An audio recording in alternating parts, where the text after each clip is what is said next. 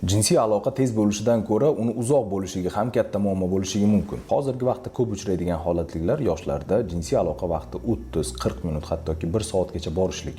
Ikkala partnyor ham charchab qolishadi, lekin lazzat va huzur haqida bu yerda gap ketmaydi. Nima sababdan bu holatliklar kuzatilishligi mumkin? Ko'p holatlarda uchraydiganlar bu yuqori miqdordagi prolaktin, past miqdordagi testosteron yoki yuqori miqdordagi testosteron, ayniqsa anabolik steroidlarni qabul qilganda ham bu holatlar kuzatiladi. Moyak funksiyasidagi o'zgarishlik holatliklari, psixogen faktorlar, ya'ni partnyorni qoniqtiraman deb ayol kishini oldida uyalib qolmay deb ko'pincha erkaklar o'zlarini nazorat qilib, kontrol qilib, orgazmni cho'zaverib, o'sha psixogen faktor sababchi bo'lib qoladi va keyinchalik rostdan ham xohlashsa ham bo'shana olmay qolishlari mumkin.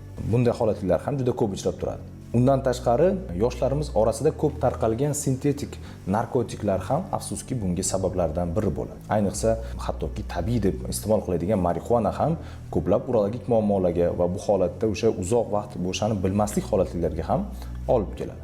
Keyingi holatliklar pornoni ko'p ko'radigan erkaklar. Ya'ni porno rolikda, fantaziyada, video rolikda umuman boshqacha, hayotda esa partnyorcha uni qoniqtira olmaganligi uchun, partnyordagi muammolar bo'lganligi uchun uni bo'shanib bilmaslik holatlari kuzatiladi. Shuning uchun do'stlar, agarda sizda bu muammolar kuzatiladigan bo'lsa, tezda shifokor urolog qabuliga borishlikni va muammoni hal qilishlik kerak.